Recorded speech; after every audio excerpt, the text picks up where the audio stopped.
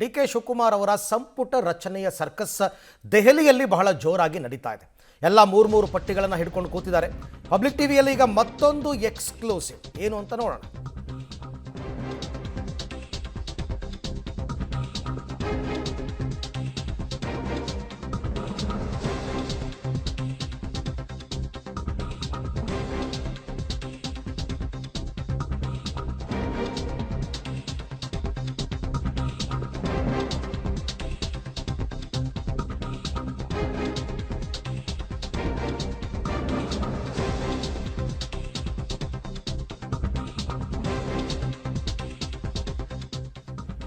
Speaker UT ಖಾದರ್ಗೆ ಸಚಿವ ಸ್ಥಾನ ಸಿಗುತ್ತಾ ಹಾಗೆ ಅನ್ನಿಸ್ತಾ ಇದೆ. ಯಾಕೆಂದ್ರೆ ಭೋಜನ ಕೂಟವನ್ನು ಆಯೋಜನೆ ಮಾಡಿದ್ದಾರೆ ಯುಟಿ ಖಾದರ್.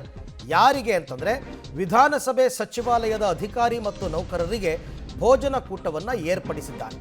ಅಂದರೆ ಅಲ್ಲಿಗೆ ಅದು ಸ್ಪೀಕರ್ ಬೀಳ್ಕೊಡುಗೆ ಊಟ ಹಾಕಿಸ್ತಾ ಇರ್ತಕ್ಕಂತಹ ಮಾಹಿತಿ ಈಗ ಸದ್ಯಕ್ಕೆ ಲಭ್ಯವಾಗ್ತಾ ಇದೆ. ಯುಟಿ ಖಾದರ್ ಅವರಿಗೆ ಕಾಲ್ ಬಂದಿರಬಹುದು, ಹಿಂಟ್ ಸಿಕ್ಕಿರ್ಬೋದು, ನನ್ನನ್ನು ಮಂತ್ರಿ ಮಾಡ್ತಾ ಇದ್ದಾರೆ ಅಂತಂದ್ಬಿಟ್ಟು. ಈಗ 3 ವರ್ಷದಿಂದ ಅವರು ಸ್ಪೀಕರ್ ಆಗಿ ಕೆಲಸ ಮಾಡ್ತಾ ಇದ್ರು.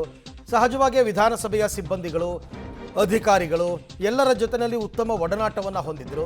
ಒಂದು ಸೆಂಡ್ ಆಫ್ ಪಾರ್ಟಿ ಅಂತ ಹೇಳ್ತೀವಲ್ಲ, ಆ ಸೆಂಡ್ ಆಫ್ ಪಾರ್ಟಿ ಥರ ಅವರು ಊಟವನ್ನು ಆಯೋಜನೆ ಮಾಡಿರಬಹುದು.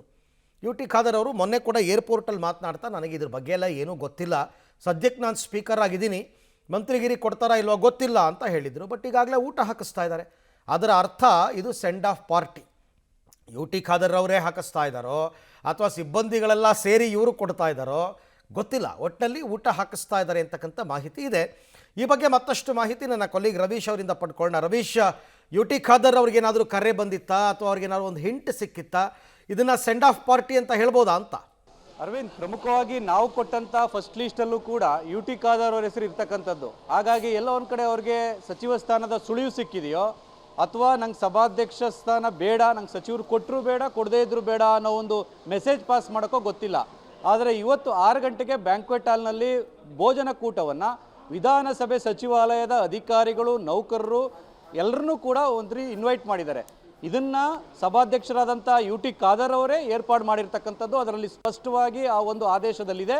ಅಂದರೆ ಆ ಇನ್ವಿಟೇಷನನ್ನು ಆದೇಶದ ಮೂಲಕ ಮಾಡಿದ್ದಾರೆ. ಅಂದರೆ ಇವತ್ತು ಸಂಜೆ 6 ಗಂಟೆಗೆ ಬ್ಯಾಂಕ್ವೆಟ್ ಹಾಲ್ನಲ್ಲಿ ಸಭಾಧ್ಯಕ್ಷರಾದ ಯುಟಿ ಖಾದರ್ ಅವರು ಭೋಜನಾ ಕೂಟವನ್ನು ಏರ್ಪಾಡು ಮಾಡಿರ್ತಾರೆ, ನೀವೆಲ್ಲರೂ ಬರಬೇಕು ಅಂತ. ಹಾಗಾಗಿ ಶಾಸಕರ ಭವನದಿಂದ ಹಿಡಿದು ವಿಧಾನಸಭೆ ಸಚಿವಾಲಯದ ಎಲ್ಲ ಅಧಿಕಾರಿ ಮತ್ತು ನೌಕರರ ವರ್ಗಕ್ಕೂ ಕೂಡ ಇನ್ವೈಟ್ ಮಾಡಿರ್ತಕ್ಕಂಥದ್ದು. ಹಾಗಾಗಿ ಇದೆಲ್ಲವನ್ನು ಕೂಡ ನೋಡೋದಾದರೆ ಎಲ್ಲೋ ಒಂದು ಕಡೆ ಖಂಡಿತವಾಗಿ ಕೂಡ ಒಂದು ರೀತಿಯಲ್ಲಿ ಯುಟಿ ಖಾದರ್ ಅವರಿಗೆ ಸುಳಿವು ಸಿಕ್ಕಿರ್ಬೋದು ಸಚಿವ ಸ್ಥಾನದ. ಯಾಕೆಂದರೆ ನಾವು ಕೊಟ್ಟಂಥ ಫಸ್ಟ್ ಲಿಸ್ಟಲ್ಲೂ ಕೂಡ ಜಮೀರ್ ಅವರ ಹೆಸರು ಇರಲಿಲ್ಲ, ಯುಟಿ ಖಾದರ್ ಅವರ ಹೆಸರು ಇತ್ತು. ಹಾಗಾಗಿ ಇದೇ ಅಂತಿಮಗೊಳ್ಳುತ್ತೋ ಅಥವಾ ಬೇರೆ ಏನಾದರೂ ಚೇಂಜ್ ಆಗುತ್ತೋ ಅಥವಾ ಎಲ್ಲೋ ಒಂದು ಕಡೆ ನಾಳೆಯಿಂದ ಎಲ್ಲೋ ಒಂದು ಕಡೆ ವಿಧಾನಸಭೆ ಸ್ಪೀಕರ್ ಆಗದೇ ಇರೋ ಕಾರಣಗಳಿಗೋಸ್ಕರವಾಗಿ ನಾನು ರಿಸೈನ್ ಮಾಡ್ತೀನಿ ಅನ್ನೋ ಒಂದು ಮನಸ್ಥಿತಿಗೆ ಏನಾದರೂ ಖಾದರ್ ಅವರು ಬಂದ್ಬಿಟ್ಟಿದಾರೋ ಅನ್ನೋ ಗೊತ್ತಿಲ್ಲ.